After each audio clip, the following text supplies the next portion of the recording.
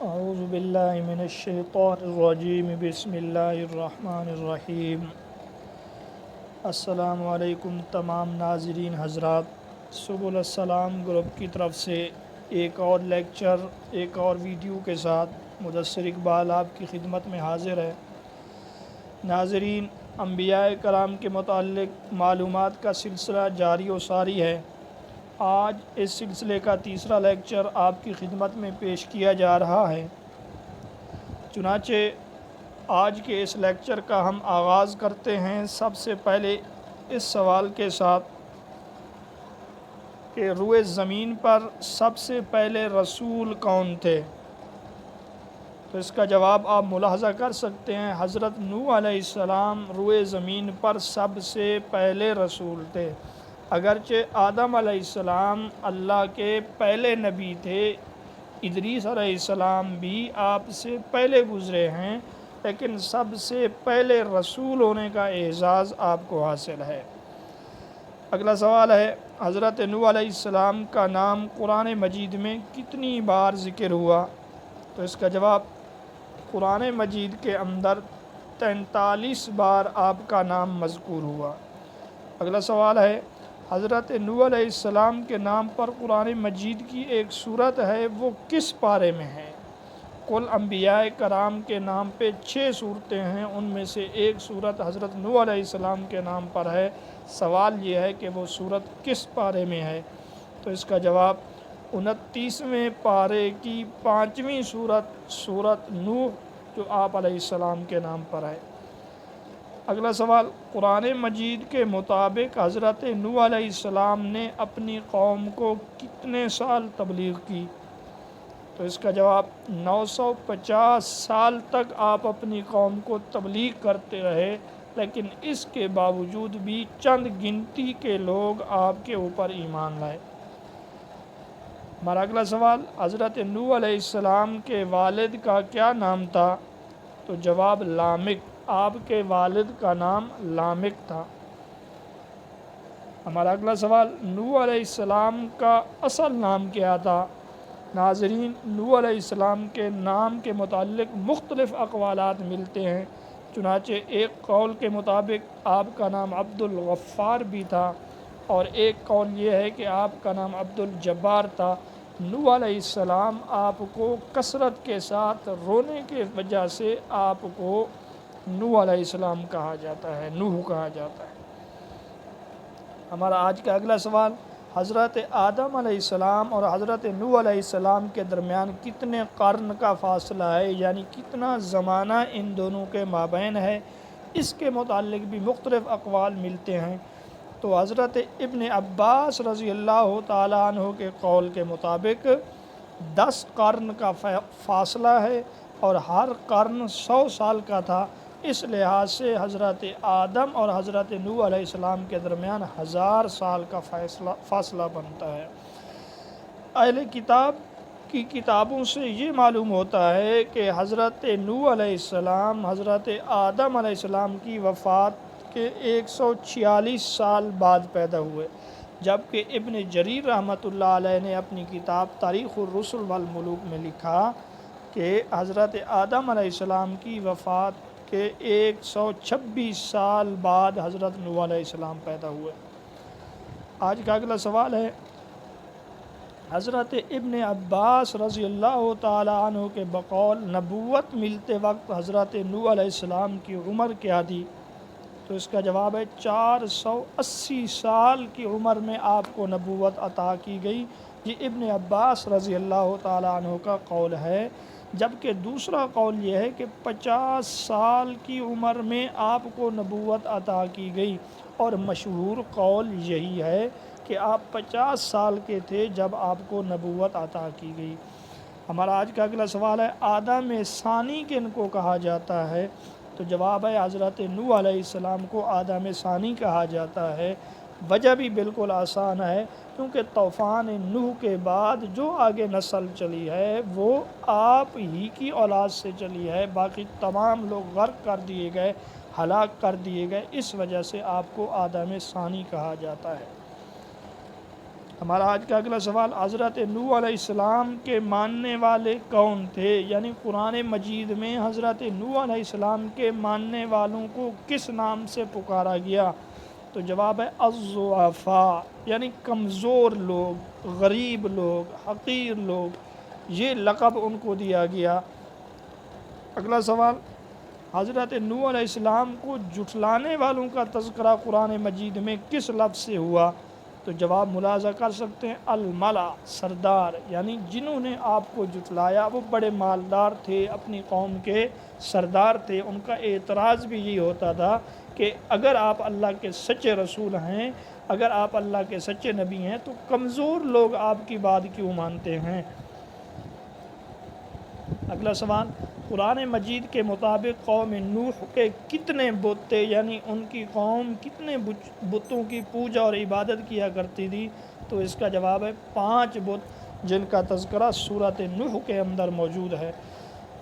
اگلا سوال، امام ابن کثیر رحمۃ اللہ علیہ کے بقول ود، سوا، یغوث، یعوق اور نصر، جو ان کے بتوں کے نام تھے، یہ کون لوگ تھے؟ تو امام ابن کثیر رحمۃ اللہ علیہ فرماتے ہیں یہ لوگ حضرت نوح اور حضرت آدم علیہ السلام کے درمیان کے صالح اور نیک لوگ تھے۔ جب یہ لوگ اس دنیا سے چلے گئے تو شیطان نے ان کی قوم کو گمراہ کر کے ان کے دلوں میں یہ بات ڈال دی، چنانچہ انہوں نے ان کے نام کی مورتیاں اور بت بنا لیے اور ان کی پوجا کیا کرتے تھے۔ ہمارا آج کا اگلا سوال ہے کہ نوح علیہ السلام کی قوم میں جو ایک بت جس کا نام قرآن میں ود آیا ہے وہ کن کا معبود تھا؟ تو اس کا جواب ہے بنو کلب قبیلے کا جو معبود تھا وہ بت ود تھا یا ود تھا۔ اگلا سوال، سوا کس قبیلے کی دیوی تھی؟ تو اس کا جواب ہے قبیلہ حذیل کی دیوی، یعنی قبیلہ حذیل جس کی پوجا کیا کرتے تھے وہ سوا بت۔ اگلا سوال، یغوث کی شکل کیسی تھی؟ یعنی یغوث بت جو انہوں نے بنا رکھا تھا وہ کس شکل؟ تو جواب یہ ہے کہ اس کی شکل شیر کی طرح تھی۔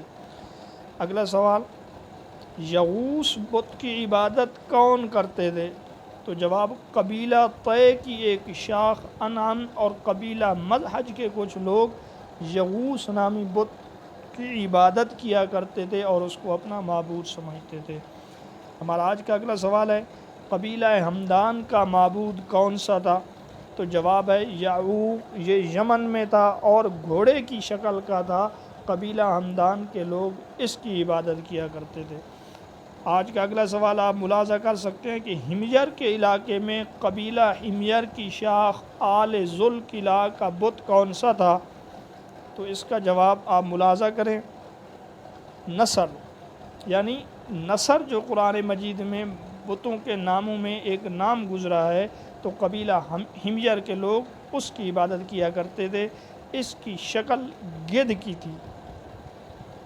ہمارا آج کا اگلا سوال ہے کشتی نوح علیہ السلام کی لمبائی اور چوڑائی کے متعلق مختلف اقوال ہیں، تاہم بلندی کے متعلق تمام متفق ہیں، بتائیے اس کی بلندی کیا تھی؟ تو جواب ہے 30 ہاتھ، یعنی نوح علیہ السلام کی کشتی کی جو بلندی تھی وہ 3 ہاتھ تھی اور یہ 3 منزلہ کشتی تھی اور ہر منزل 10 ہاتھ بلند تھی۔ یہاں آپ کو یہ بھی بتاتے چلیں کہ تورات کے بیان کے مطابق کشتی کی لمبائی 300 ہاتھ تھی، یعنی تورات کے اندر مذکور ہے جو کشتی تھی اس کی لمبائی 300 ہاتھ، جبکہ اس کی چوڑائی 50 ہاتھ تھی، بلندی اس کی 30 ہاتھ تھی۔ ہمارا آج کا اگلا سوال ہے نوح علیہ السلام کے نافرمان بیٹے کا کیا نام تھا جو طوفان کے اندر غرق ہو گیا؟ تو اس کا جواب ہے کنعان، تاہم یہ نام قرآن میں مذکور نہیں، روایات میں اور مفسرین کے اقوال سے یہ پتہ چلتا ہے کہ اس کا نام کنعان تھا۔ ہمارا آج کا اگلا سوال ہے ابن جریر کے مطابق قوم نوح کیا کہلاتی تھی؟ یعنی ان کو کس نام سے پکارا جاتا تھا؟ تو جواب ہے بنو راسب۔ سوال میں پوچھا جا سکتا ہے بنو راسب کس نبی کی قوم کو کہا جاتا ہے؟ تو جواب ہوگا قوم نوح یا حضرت نوح علیہ السلام کی قوم کو بنو راسب کہا جاتا ہے۔ ہمارا آج کا اگلا سوال ہے حضرت نوح علیہ السلام کس علاقے میں مبعوث ہوئے؟ تو اس کا جواب ہے عراق، یعنی حضرت نوح علیہ السلام عراق کے علاقے میں مبعوث ہوئے۔ ہمارا آج کا اگلا سوال ہے ارک کس چیز کا نام ہے؟ تو نوح علیہ السلام کی کشتی کو ارک کہا جاتا ہے، اس کی کشتی کا نام یہ تھا۔ ہمارا آج کا اگلا سوال حضرت نوح علیہ السلام کے خاندان میں کتنے لوگوں نے دعوت اللہ سے انکار کیا، یعنی حضرت نوح علیہ السلام کی بات کو ماننے سے انہوں نے انکار کر دیا؟ تو اس کا جواب ہے 2۔ ایک آپ کا بیٹا جس کا نام گزر چکا کنعان تھا، اور دوسری آپ کی ایک بیوی جس کے بارے میں آتا ہے کہ واہیلہ یا نائلہ اس نام تھا، اس نے بھی آپ کی دعوت کو ماننے سے انکار کر دیا۔ ہمارا آج کا اگلا سوال ہے نجی اللہ کن کا لقب ہے؟ تو اس کا جواب ملاحظہ کر سکتے ہیں حضرت نوح علیہ السلام کا لقب نجی اللہ ہے، کیونکہ اللہ رب العزت نے ان کو نجات عطا کی، اس وجہ سے ان کو نجی اللہ کہا جاتا ہے۔ ہمارا آج کا اگلا سوال ہے نوح علیہ السلام کی کشتی جس پہاڑی پر جا کر ٹھہری اس کا نام؟ تو جواب ہے کوہ جودی۔ قرآن مجید میں بھی ہے وَاسْتَوَتْ عَلَى الْجُودِيِّ وَقِيلَ بُعْدًا لِلْقَوْمِ الظَّالِمِينَ، یعنی نوح علیہ السلام کی کشتی کوہ جودی نامی پہاڑی پر جا کے ٹھہری۔ ہمارا آج کا اگلا سوال ہے کوہ جودی کس ملک میں واقع ہے؟ تو اس کا جواب ہے ترکی میں۔ کوہ جودی نامی پہاڑی اس وقت ترکی میں موجود ہے۔ اگلا سوال ہے کشتی میں سب سے پہلے پرندوں میں سے کون سا پرندہ سوار ہوا؟ تو جواب ہے طوطا۔ طوطا سب سے پہلے پرندوں میں سوار ہوا۔ اگلا سوال ہے سب سے آخر میں سوار ہونے والا جانور کون سا ہے؟ تو اس کا جواب ہے گدھا۔ اور یہ بھی ملتا ہے کتابوں میں کہ شیطان نے گدھے کی دم کو پکڑا ہوا تھا، یوں وہ بھی غرق ہونے سے بچ گیا۔ ہمارا آج کا اگلا سوال ہے حضرت نوح علیہ السلام کو کس صورت میں عبداً شکورا کہا گیا؟ انہو کان عبداً شکورا، یہ کس صورت میں حضرت نوح علیہ السلام کو کہا گیا؟ تو اس کا جواب ہے سورۃ بنی اسرائیل کی آیت نمبر 3 میں آپ کو عبداً شکورا کہا گیا۔ اگلا سوال ہے حضرت عروہ بن زبیر رضی اللہ تعالیٰ عنہ کی روایت کے مطابق ود، یعوق، یغوث، نصر یہ کون لوگ تھے؟ تو جواب ہے حضرت آدم علیہ السلام کے بیٹے تھے، اور ان میں ود جو تھا سب سے زیادہ نیک تھا۔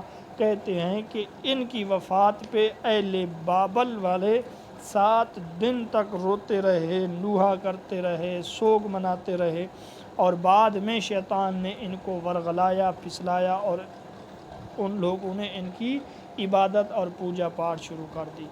ہمارا آج کا اگلا سوال ہے نوح علیہ السلام کا نام قرآن مجید کی کتنی صورتوں میں آیا ہے؟ پہلے گزرا ہے کتنی آیتوں میں آیا ہے یا کتنی جگہ پہ آیا ہے؟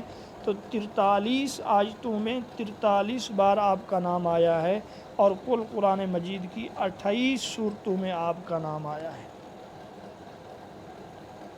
ہمارا آج کا اگلا سوال ہے ابن عباس رضی اللہ تعالیٰ عنہ کے مطابق نوح علیہ السلام کی کشتی میں کتنے لوگ سوار تھے؟ سوال یوں بھی بن سکتا ہے کہ نوح علیہ السلام پر ایمان لانے والے لوگوں کی تعداد کتنی تھی؟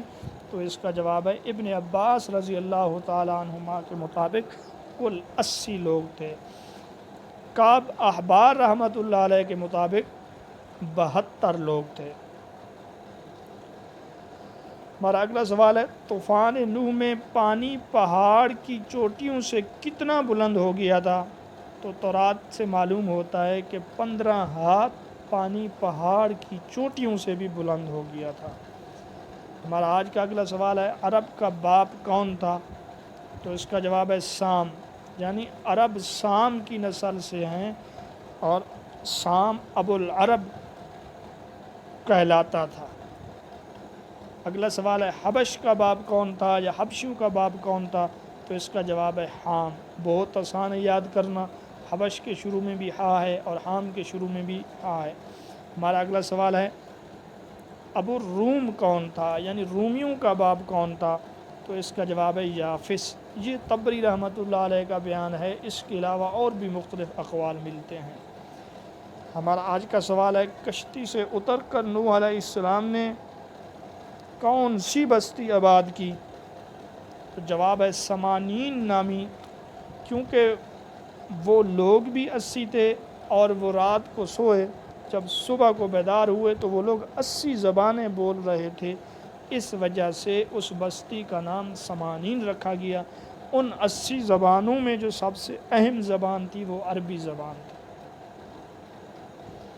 ہمارا اگلا سوال ہے، حضرت قتادہ رحمۃ اللہ علیہ کے بقول لوگ کشتی میں کب سوار ہوئے، کس دن یا کس تاریخ کو سوار ہوئے؟